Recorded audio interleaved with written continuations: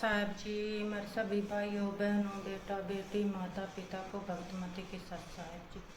तो आज हम सुनेंगे संत रामपाल जी महाराज की सत्संग में कि पहले मानव धर्म हमारा है, हमने किसी भी जाति पाति ऊंच नीच का भेदभाव नहीं करना है। आपने गुरु जी के बताए अनुसार कबीर परमात्मा की भक्ति करनी है, सच्चे मन से करनी है। और सुनते हैं संत रामपाल जी महाराज की सत्संग, सभी भाई बहन बेटा बेटी माता पिता मिलजुल कर सत साहेब जी। एक सर्वानंद नाम के ब्राह्मण थे और उसने चारों वेदों 18 पुराणों गीता इन सभी को कंठस्थ याद कर रखा था और उसने अपने वक्त के सभी ब्राह्मणों को सभी विद्वानों को शास्त्रार्थ में पराजित कर दिया।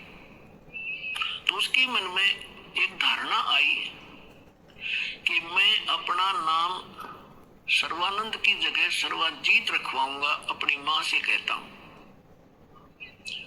उसने सभी को हरा दिया। उधर से वो ये विचार कर रहा था। दूसरी ओर क्या हुआ कि उसकी माता तो सर्वानंद की माता जी थी, उसका नाम शारदा था, ब्राह्मणी, और वो भी ऐसे ही अपने प्रारब्ध के कर्म को भोग रही थी। अब ब्राह्मण होने के नाते और अब उसका पिता, उसका पुत्र विद्वान, जिसने सब विद्वानों को पराजित कर दिया, अपने पुत्र से भी सारे जंतर मंत्र जो भी गायत्री मंत्र वगैरह अनुष्ठान बताए बेटे ने वो भी कर लिए, और भी जिसने भी जहां कोई महापुरुष संत तपस्वी बताया वहां भी चली गई, लेकिन उसको कोई राहत नहीं मिली। बहुत बुरी बेचैनी रहे, ना भूख लगे, चारपाई पकड़ रखी, अस्थि पिंजर शेष दिखाई दे। उधरती एक परमात्मा की शिष्या, एक बहन ब्राह्मणी, एक बहन चली गई, ब्राह्मणी नहीं वैसे एक बहन चली गई किसी कामवश, अन्य जाति की, श्रवण जाति की। तो उसने पूछा कि शारदा कुशल है? उसने चारपाई पे पड़ी पड़ी ने देखा और कहा, बहन कहाँ कुशल हूँ, अंतिम सांस गिन रही हूँ, बहुत परेशान हूँ, काफी वर्षों से असाध्य रोग से पीड़ित हूँ। वो परमात्मा की शिष्या लड़की कहने लगी कि बहन कहीं दिखाया नहीं आपने? कि सभी डॉक्टर दिखा लिए, वैद्यों से चेक करा लिया, और कोई साधु संत आसपास नहीं छोड़ा। सभी ने कह दिया कि तेरे प्रारब्ध का कष्ट है, तुम्हें भोगना ही पड़ेगा। तो उस बहन ने कहा कि यदि आप बुरा ना मानो तो मैं बताऊं, एक महापुरुष आ रहे हैं। वो कहने लगी, बोलो कौन है? कि मेरे गुरु जी से दीक्षा ले लो। मैं भी पहले बहुत परेशान थी, आपसे भी बुरी हालत थी मेरी नहीं, मेरे बच्चों की भी स्थिति थी, मेरे पति को भी तकलीफ थी, प्रेत बाधा थी, और मुझे असाध्य रोग था। उस गुरु जी से दीक्षा लेती और हम कति स्वस्थ हो गए। 2 वर्ष हो गए, हम अपना जीवन जी रहे हैं, अपनी नींद सोते हैं, अपनी नींद उठते हैं। तो बैठ गई शारदा कि भाई आज कुछ आशा की चिंगारी नजर आ रही है। तो उसने पूछा, कौन है आपके गुरुजी, मुझे बताओ। तो उस बहन ने बताया कि कबीर नाम है उनका, और जुल्हा कॉलोनी में रहते हैं। कहने लगी, वे मैं तो जुल्हा धानक है, वो जुल्हा धानक है, उल्टी है, लेट गई नो की नो चारपाई पे, नहीं हम ब्राह्मण है और वो एक धानक, इज्जत का नाश हो जाए, मैं नाम नहीं लूं। तो उस बहन ने बहुत कहा कि देखो, हमने ज्ञान सुना उस परमेश्वर का, आज आप ब्राह्मणी हो और मृत्यु के बाद आप अन्य जाति में भी तो जन्म ले सकते हो, आप पशु योनि में भी तो जाओगे, तब कहाँ जाएगी जाति तेरी? तो कहने लगी, बहन तू जा, बस फालतू बात ना करे, इससे अच्छा तो मौत आ जाए, वो अच्छा है। पुण्यात्माओं, परमात्मा कहते हैं, राज तजना सहज है, सहज तरिया का ने, और मान बढ़ाई ईर्षा ये दुर्लभ तजनाई। वह चली गई। कुछ दिनों के बाद वो ब्राह्मण जो परमात्मा की शरण में आके स्वस्थ हुआ था, पुण्यात्माओं, आप तो बालक हो, दास उस भगवान से परिचित है। आपके लिए जो परमात्मा भटक रहा है ना, आप तो एक अबोध बालक की तरह जिधर मुंह हो गया उधर चल पड़ते हो, और वो पिता माता पिता पीछे पीछे भाग्या कर खड्डे में गिरेगा। यू उठा लूं भाग कर बालक को। आज आप इतने बच्चे हो इस भगवान के मार्ग में और इस अपने अध्यात्म मार्ग के अंदर। कबीर साहब कहते हैं, मैं रोए तो सृष्टि को और यह सृष्टि रोए मोहे। गरीबदास जी कह रहे हैं, परमात्मा से परिचित ज्ञान के आधार से भगवान की वाणी बता रही महिमा। गरीबदास इस योग को समझ नहीं सकता कोई। सोचल चिदर मैं करूं अपने जन के काज। जिस प्यारी आत्मा को शरण में लेना है ना जाने के कारण बनाओगा उसके लिए। तो वो ब्राह्मण चला गया कि वो निकटतम नाती भी था उनका। पहले दूर देश से आना जाना महीने महीने होता था, 6 महीनों में 2 1 वर्ष बीत जाता था रिश्तेदारियों में आने जाने में। तो वो ब्राह्मण उसी काशी शहर के आसपास कोई गांव था उसका रहने वाला था, और शारदा बनारस में काशी में रहा करती थी। तो एक दिन वो किसी काम उस शहर में आया था, तो उसने सोचा चल रिश्तेदार के घर चलते। जब वहां पहुंचा तो शारदा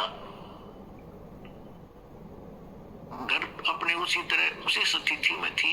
राम रमी करी, नमस्कार हुआ, कुशल मंगल पूछा। तो शारदा ने अपना सारा दुखड़ा रोया कि मैं बहुत दुखी हूँ, बहुत बुरा हाल है मेरा, मैं तो अंतिम सांस गिन रही हूँ। तब उस ब्राह्मण ने कहा कि आप हमारे गुरुजी से दीक्षा ले लो, आप स्वस्थ हो जाओगे। और मेरी हालत का आपको पता ही है, क्या स्थिति थी मेरी। कहा आपकी तो बहुत बुरा हाल था, सारा परिवार दुखी था, और आप कैसे स्वस्थ हुए कि हम उस परमात्मा आए हैं पृथ्वी पर।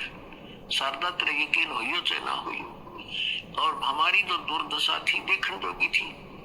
रिश्तेदार भी नफरत करने लग गए थे, और उनकी कृपा से आज सारे बच्चे स्वस्थ हैं और हम स्वस्थ हैं। 4 वर्ष हो गए मैंने उनसे उपदेश लिया।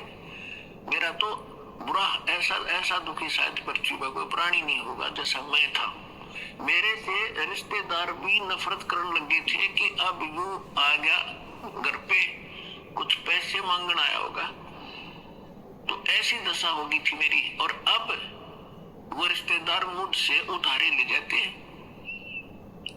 तो शारदा ने सोची, हे भगवान बड़ी दया करी, देखिए तो ब्राह्मण है, इसने तो गुरु को बढ़िया बना रखा होगा, उच्च जाति का ब्राह्मण ही बना रखा होगा। तो फिर बैठ गई चारपाई पर। तो उसने कहा कि फिर ठीक है, बताओ मुझे आपका गुरुजी कौन है, क्या नाम है उनका, कहाँ रहते हैं। मेरे पूज्य गुरुदेव जी का नाम है कबीर। उसके वो ही फिर अक्सर खटक गया, कबीर वो धानक है, वो नीरू का। कहा, वो ब्राह्मण बोला, कहा वही है, यस। तो शारदा बोली, तेरी शर्म बाजगी, उतनी इज्जत का नाश कर दिया, ब्राह्मण होकर धानक गुरु बना लिया, डूब के मर जा की तरह। ये सत्य लगी सुना। तब अब उस पंडित जी ने कहा कि मिश्रानी बात सुन दे, यह शिक्षा मेरे देने की जरूरत नहीं है। मैंने देख लिया, ये ब्राह्मण जब कित गए थे, जब मेरी दुर्गति हो रही थी, चोनी भी ना दे थे, अंतिम सांस गिनू था, बुरा हाल हो रहा था। और ठीक है, तेरे ना समझ में आती है तो गुरु जी के बारे में फालतू मत बोलिए, उठ कर चल पड़े। अब ये बात उसका घर कर गई कि सचमुच ये तो घना बुरा हाल था इनका, शारदा के, और इनका जीवन इतना सुखी हो गया। अब वो सोचने पर विवश हुई, तो वो काफी देर सोचती रही कि ये क्या बनी। अरे काल ने तो ऐसे बना रखे किले जाति के, ऊंच नीच के। काल ने तो इतना जबरदस्त जाल फैला रखा अपने आत्मा, परमात्मा बिना यो टूटे नहीं। अब आप देख रहे हो परमात्मा ने सबसे पहले यह बीमारी काटी कि अब आप देख रहे हो कोई छुआछूत नहीं, ऐसी दया करी ना। तो एक बाड़िया और थी, अपने समाज में थी, हिंदुआएं में थी, और तो देखी जाओ बाद की देखो दूसरे मजहबों थे, तो यह समाप्त करी। और उस समय ये एक जबरदस्त किला बना रखा था जाति का। अब क्या हुआ, परमात्मा कच्चा काम नहीं छोड़ते। जो जन मेरी शरण है ताका हूं मैं दास, और गेल गेल लग गया फिर जब तक धरती आकाश। अब क्या किया मालिक ने, जिस मोहल्ले में वो शारदा रहा करती थी उसी में परमात्मा का एक भक्त रहता था, थोड़ी सी दूरी पे। और उसने प्रार्थना की, प्रभु हमारे दास के घर सत्संग कर दो, आस पास के भक्तों को भी पता चलेगा और आपका ज्ञान सुनेंगे, हो सकता है किसी की और भाग जाग जा। परमात्मा ने ठीक कहा कि ठीक है बेटा, रात्रि में सत्संग करेंगे, दिन में अपना काम करो पेट के लिए, रात तो अपनी है, आ जाया करो, चलूंगा मैं तुम्हारे वहां। तो उस बहन ने जो सत्संग करवा रही थी भगवान का, आसपास के सभी जगह निमंत्रण भेजा कि आज हमारे गुरु जी आवेंगे और नाम ले लियो, सत्संग सुनियो पहले। आपने आज तक ऐसा ज्ञान नहीं सुना होगा, आप देखियो हमारे गुरु जी का सत्संग सुनना। तो ऐसे आपस में आ ही जाते हैं, बुलावा देने से मोहल्ले के लोग, बहन बेटियां इकट्ठी हो जाती हैं। तो उसने शारदा को भी आमंत्रित कर दिया मोहल्ले में होने के नाते। तो शारदा ने पूछा आपके गुरुजी कौन है? कि मेरे गुरुजी है कबीर साहब, भगवान कबीर। कौन से कबीर? वो धानक। वो शारदा ने कहा कि हाँ वो धानक, आप कुछ भी कहो वो परमात्मा है। अब शारदा ने के स्कीम बनाई कि भी ऐसे जाऊंगी तो बात बिगड़ेगी, लोग हंसी करेंगे। एक ब्राह्मणी होकर दानक से दीक्षा लेने चल पड़ी और उधर से दुख का पहाड़ टूट गया। तो उसने अपने ही मन में एक ऐसा विचार किया कि मैं जाऊंगी जरूर, सुना है कि आशीर्वाद लेने मात्र से सुख भी हो जाता है, यदि मैं सुखी होगी, मेरा यू दुख दूर हो गया उनके आशीर्वाद से, मैं वही चरण पकड़ दूंगी, फिर कभी नहीं लोक लाज करूं। अब परमात्मा कहते करे करावे साइया, मन में लहर उठा, दादू सिद्धर जीव के वो आप बगल हो जाए। तो पहले रात्रि का समय था, पहले एक जोत जलाया करते देसी घी की, वही तो हवन का काम कराया करती और वही रोशनी का वहां चांदना उसी से बनाया करते थे। एक जोत जला रखी देसी घी की, उससे आंगन में थोड़ा सा टिमटिमाती सी रोशनी थी। अब सभी बहन भाई आ रहे थे, एक साइड बहन बैठ रही थी, एक साइड भक्त बैठ रहे थे, बीच में रास्ता था, सामने भगवान बैठे थे आसन पर। अब शारदा आई, मुंह पर घूंघट काट के, उसने ये सोचा था कि ऐसा घूंघट काट के औरतों में जाकर बैठ जाऊंगी, प्रणाम करके जैसे वो क्रिया करेंगे और मुझे कोई पहचानेगा नहीं। अब जो ही सभी बहन आ रही थी, भगवान के चरण ले रही थी और बैठती जा रही थी।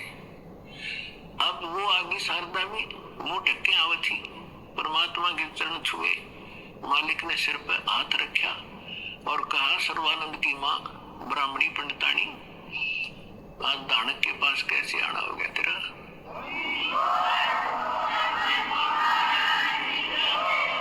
और परमात्मा ने हाथ रख के उठाया भी नहीं था, उसका सारा रोग, जो कष्ट था, जो संकट था, वो कति स्पष्ट होगी जैसे दुख कदे था ही नहीं। और ऊपर से परमात्मा ने कहा कि कहा कैसे आगे सर्वानंद की माँ, तो एक दानक से क्या कहेंगे तेरे को, जो पंडित लोग जात से घेरेंगे। चरण पकड़ दिए उसी समय और फेंक दिया घूंघट उठा के, हे भगवान माफ करना मुझे दुष्टा को, मैं घनी नीच थी, आपके बारे में बहुत कुछ सोचा, आप तो सचमुच भगवान। खड़ी होगी सब न बतावे कि मेरा इतना दुख था, मेरा इतना कष्ट था, मैंने बहुत कुछ अच्छी मंदी भी कही है, तो भगवान पड़े। फिर बैठ गई, सत्संग सुना, परमात्मा ने सृष्टि रचना सुनाई। तीन देव की जो करते भक्ति, उनकी कदे ना होए मुक्ति। गुण तीनों की भक्ति में ये भूल पड़ो संसार, कह कबीर निज नाम बिना कैसे उतरो पार। अब शारदा को जितना ज्ञान था, राम और कृष्ण, विष्णु और शंकर का, ब्रह्मा जी को तो हम भक्ति करते ही नहीं थे। श्री विष्णु जी और भगवान शंकर की तो हम खूब भक्ति कराया करते। अब सारी सृष्टि रचना सुनाई और ऐसा दुख टल गया उस समय, तो सारी स्वीकार करे चीना तो अग्रम अग्रम भी करे, वो थोड़े बहुत हुआ तो वो भी मालिक ने पहले उसका समाधान कर दिया और सारी सुने थी, सारी हृदय में समाव थी। लगातार उसने आसपास जहां भी सत्संग परमात्मा का होता था वह सारे जान लायक और उसको काफी ज्ञान हो गया। एक दिन क्या हुआ, उसका लड़का तो सर्वानंद था, उसने अपनी माँ से कहा कि माँ, मैंने इस आसपास के सभी विद्वानों को शास्त्रार्थ में पराजित कर दिया है, अब मैं चाहता हूं कि मेरा नाम सर्वानंद से बदलकर आप सर्वाजीत रख दो। तो माँ ने कहा कि बेटा, नाम तो अच्छी बात है, तेने विद्वानों को जीत लिया, बड़ी अच्छी बात है, लेकिन सर्वानंद भी तो अच्छा नाम है, इसमें क्या दिक्कत है? तो उसने कहा माता जी ऐसा है ना, अब सबको अपने आप पता लग जाएगा कि इसने सबको पराजित कर दिया, सब पर विजय प्राप्त कर लिया, इसलिए मैं अपना नाम सर्वजीत रखवाना चाहता हूं। उसकी माँ बोली बेटा ठीक है, नाम तेरा बदल दूंगी, लेकिन एक विद्वान और है, उसने पराजित और कर दे। तो वो कहने लगा बताओ बताओ कौन है? कि मेरे गुरुजी है और कबीर नाम है उनका, और जुलाहे की कॉलोनी में रहते हैं। कहने लगे वो अच्छा, फिर अकमाता आपने बड़ा विद्वान खोजा, उसको संस्कृत भी ना आती, वो क्या जाने सदग्रंथों के बारे में।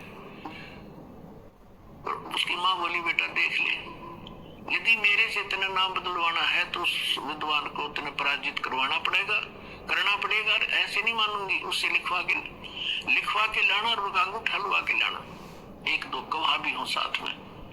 अब सर्वानंद तो चल पड़ा, माँ का आदेश पाते ही चलता हूं।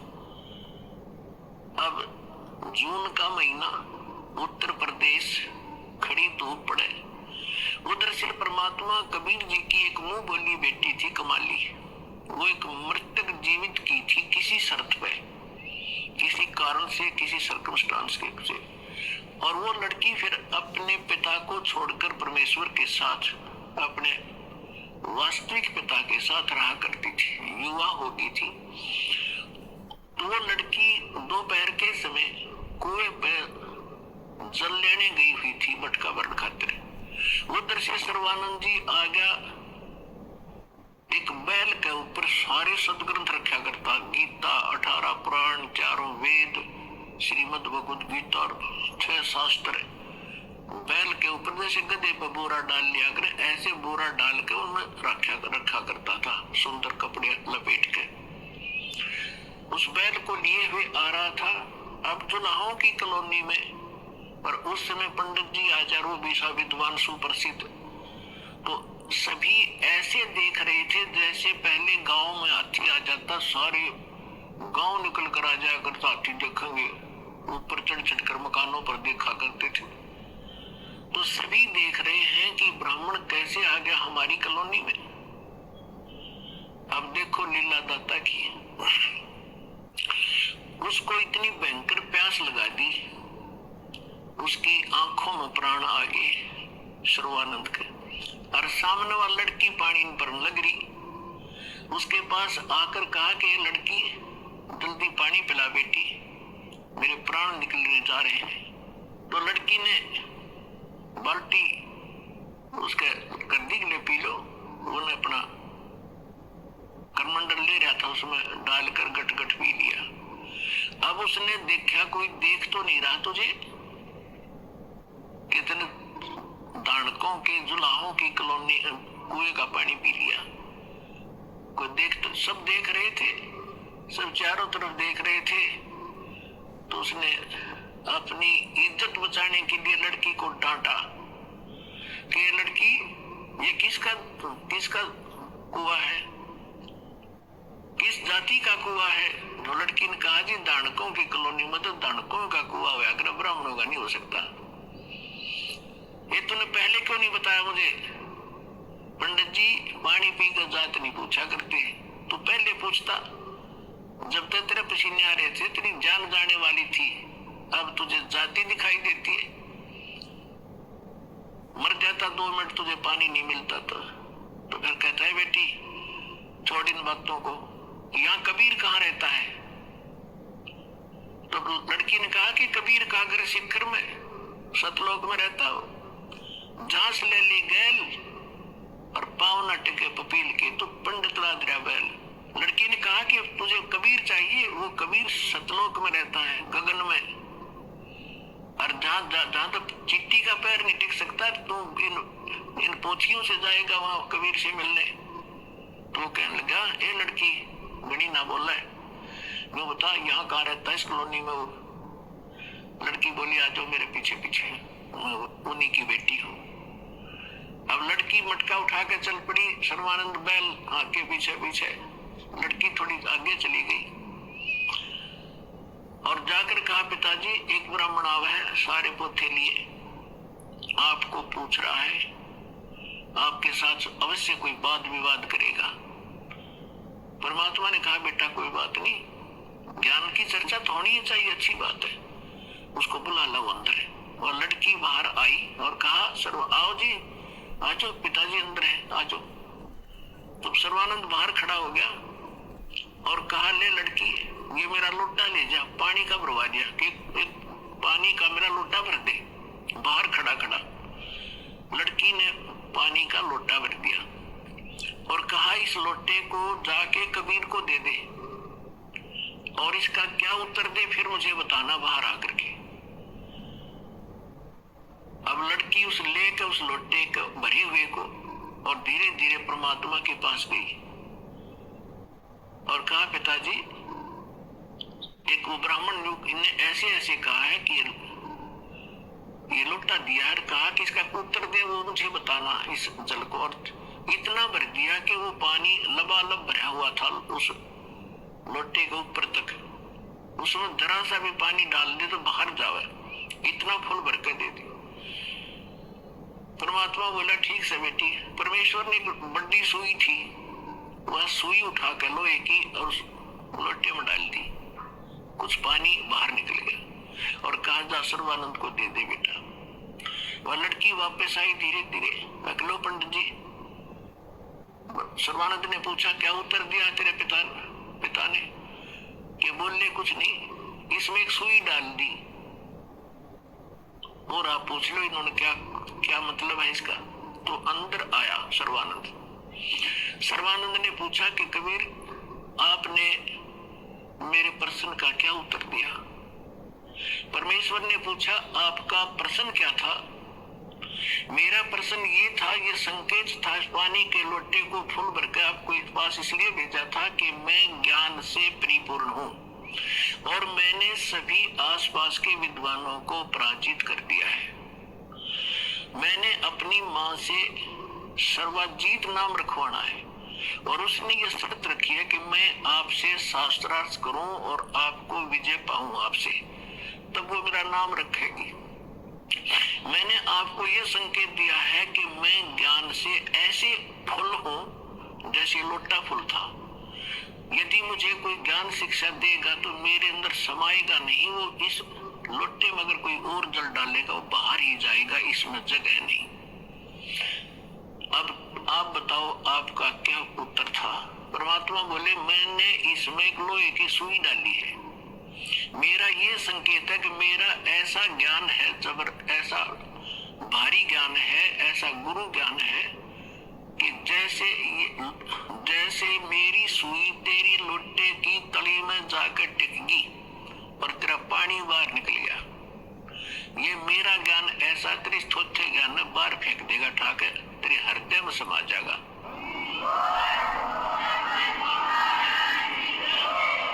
और ज्ञान सब ज्ञानड़ी, कबीर ज्ञान सो ज्ञान, जैसे गोला तोब का वही करता चले मैदान। अब सर्वानंद ने कहा कि ठीक है, आप करो शास्त्रार्थ। उसी समय वहां आसपास के जुलाहे और उनकी गोष्ठी सुनने के लिए आकर बैठ गए। वो बेचारे भोले भाले अनएजुकेटेड सामने बैठ गए। सर्वानंद ने कहा कि कबीर बोल, क्या प्रश्न करेगा? परमेश्वर ने कहा कि कौन ब्रह्मा का पिता है, कौन विष्णु की माँ, शंकर का दादा कौन है, पंडित जी दियो बता। ब्रह्मा विष्णु महेश के माता पिता कौन है, इनका दादा कौन है? अब सर्वानंद की बुद्धि तो वही टिकी हुई थी, ये सर्वेश्वर है, महेश्वर है, इनके कोई माता पिता नहीं है।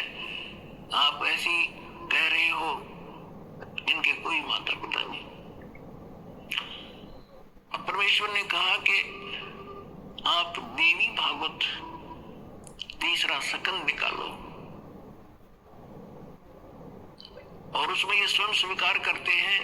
देखिएगा, श्री देवी भागवत यानी देवी पुराण, सचित्र मोटा टाइप, गीता प्रेस गोरखपुर से प्रकाशित है।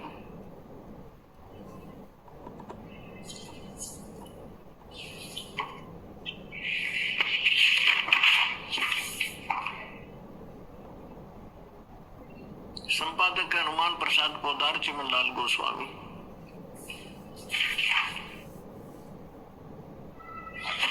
और ये गीता प्रेस गोरखपुर से प्रकाशित है। इसके 123 पृष्ठ पर देखिएगा।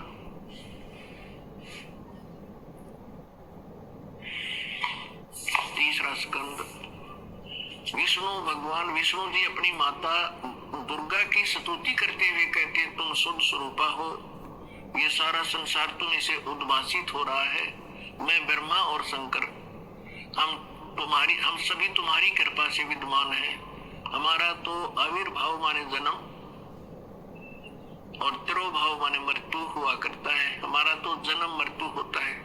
केवल तुम ही नित्य हो, जगत जननी हो, प्रकृति और सनातनी देवी हो। भगवान शंकर बोले, देवी यदि माँ भाग विष्णु तुम्हें से प्रकट हुए हैं तो उनके बाद उत्पन्न होने वाले ब्रह्मा भी तुम्हारे बालक हुए। फिर मैं तमोगुण लीला करने वाला शंकर क्या तुम्हारी संतान नहीं हुआ? अर्थात मुझे भी उत्पन्न करने वाली तुम ही हो। शिवे संपूर्ण संसार की सृष्टि करने में तुम बड़ी चतुर हो। इस संसार की सृष्टि, स्थिति और संहार में तुम्हारे गुण सदा समर्थ है।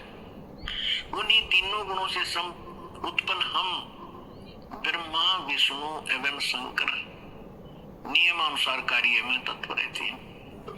अब पंडित जी तो साथ ले रहा था, सारे पोथे निकाल कर देख लिया, पढ़ भी लिया। उसको मालूम था कि सामने जो सोता है ये सब अशिक्षित, और कह दिया कि झूठ बोलता है, इसमें कुछ नहीं है। परमेश्वर ने कहा कि रुद्र संहिता के अंदर देखिएगा, ब्रह्मा विष्णु और शिव जी की उत्पत्ति दिखाते हैं आपको। आप देखिएगा।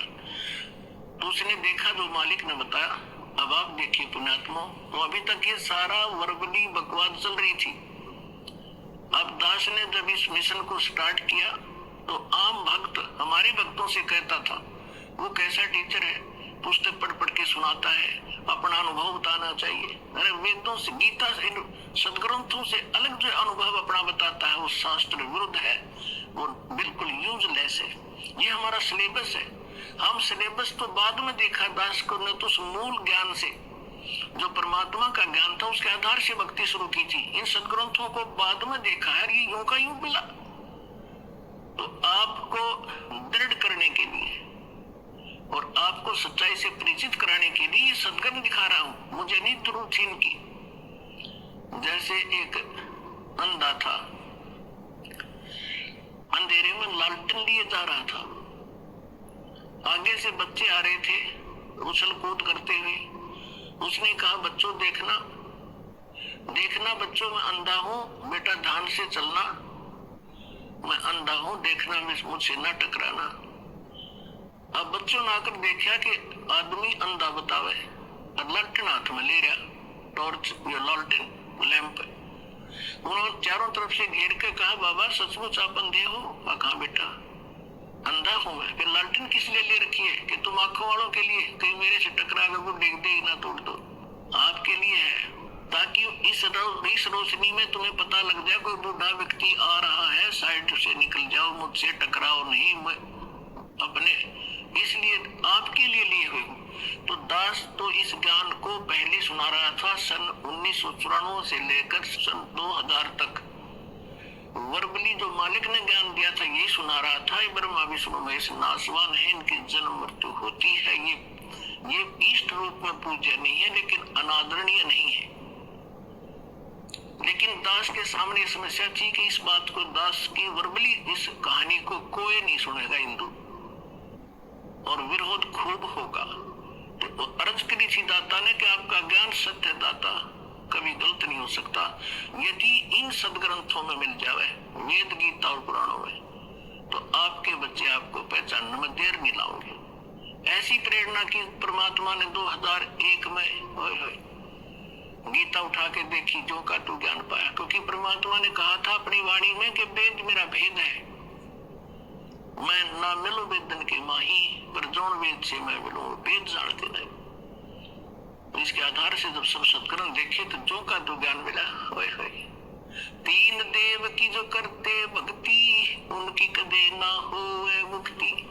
और परमात्मा कहा करते, धर्मदास ये जग बोराना, कोई न जाने पद निर्वाणा, यही कारण मैं कथा पसारा, जग से कोई ये एक राम नियारा।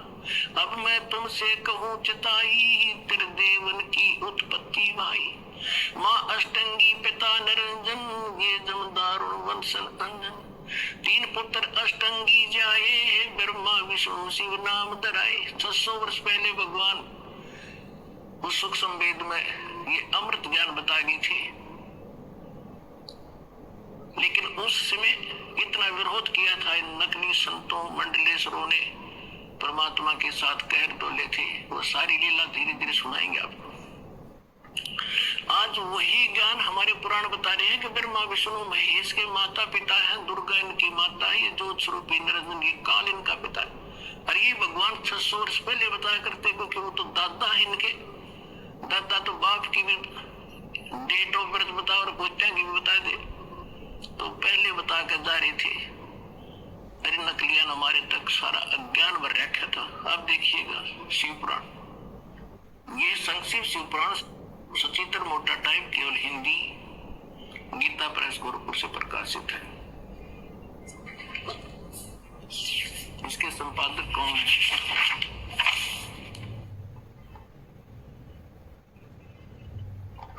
हनुमान प्रसाद पोदार, और ये गीता प्रेस गोरखपुर से प्रकाशित है।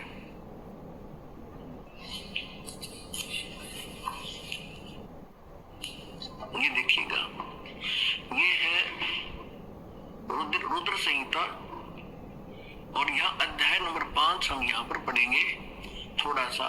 अपने पुत्र नारद की यह बात सुनकर लोक पितामह ब्रह्मा वहां इस प्रकार बोले।